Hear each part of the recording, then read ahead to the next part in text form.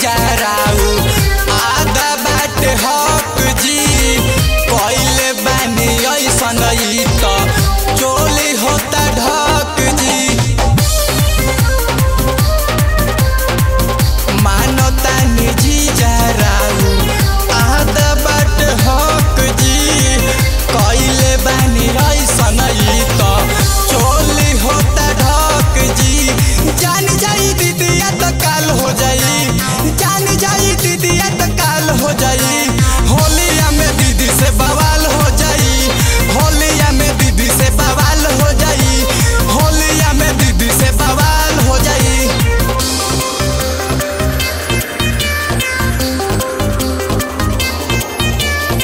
Music by R.P. Chandan Studio।